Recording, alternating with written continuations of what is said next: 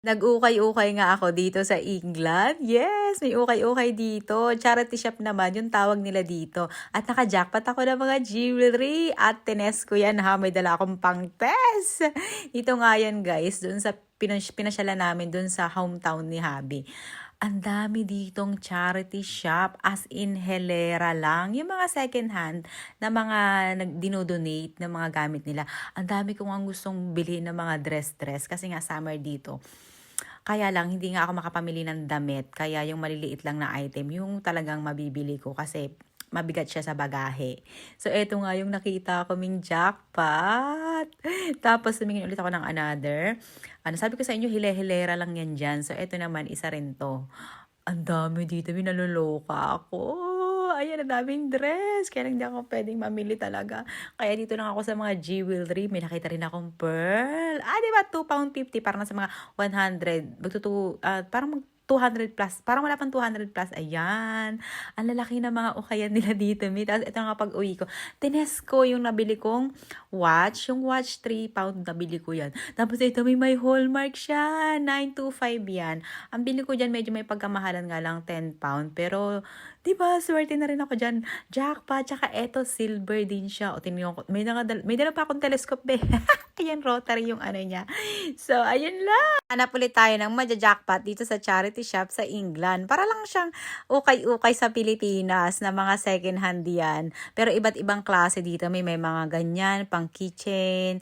Tapos may mga jewelry, may mga damit. Yung halo-halo na ang dami dito yung charity shop. Kaya ito yung favorite kong puntahan. So, ito pa, meron pang isa akong pinasukan na malaki siya na charity shop. Pero ito kasi mostly ang binibenta dito mga gamit sa bahay katulad ng ganyan. Hindi naman ako pwedeng bumili ng ganyan.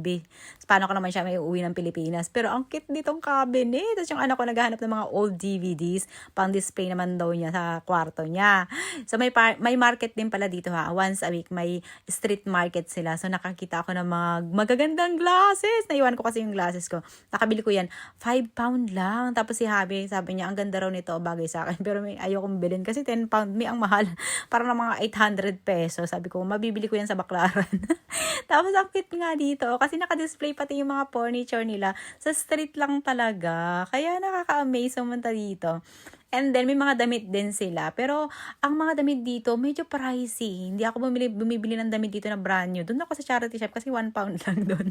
Dito, £10, £50 may. 3,700 yung isang matching na ganyan. Sabi ko, overpriced. So, no way. Hindi ako bibili niyan. So, ito yung mga nabili namin sa charity shop. Yung collection ng anak ko. Tapos itong watch, £5 yan. O, jackpot ako dyan.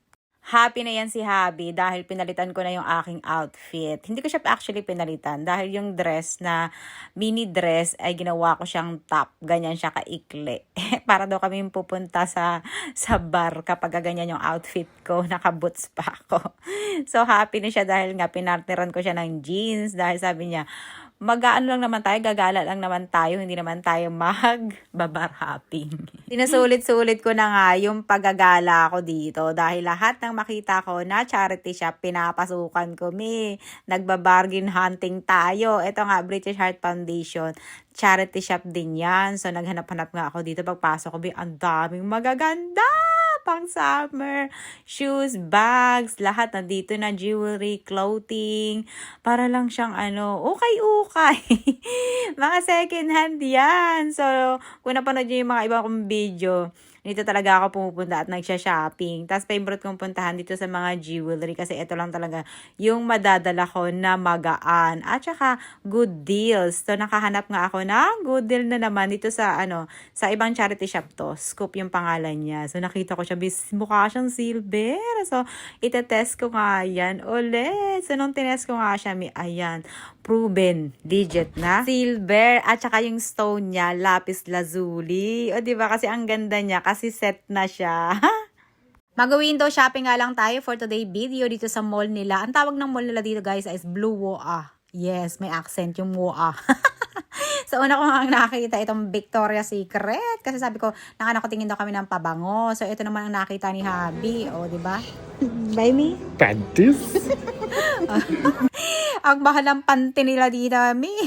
Tapos syempre, yung anak ko, makeup is life. Kaya ito yung agad napunta niya. Sabi niya magandang brand daw ito. Kaya pinagtitest-test niya yung mga lip tint dito. Kasi may pera naman siya. Pinag-iisipan niya kung bibili niya yan. Pero nga, sabi ko, napakamahal, mi. Sa isang lipstick lang, kadami-dami niya lang niyang lipstick. So, ayan, nagtatry-try lang siya. So, hindi naman siya bumili.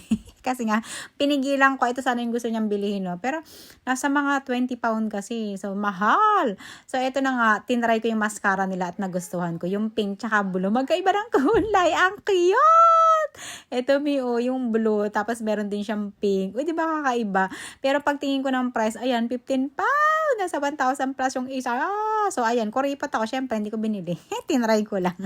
So, ayun na nga, nag-Mark Spencer lang kami for dinner. Tapos, nag-drop by na naman kami dito sa masarap na strawberry na fresh na fresh. Ang mura ng prutas nila dito as in. Itong strawberry, 2.50 para naman sa mga 200 pesos lang sa pera natin sa Pilipinas. So, lagi kami nag-drop by dito kapag pauwi kami.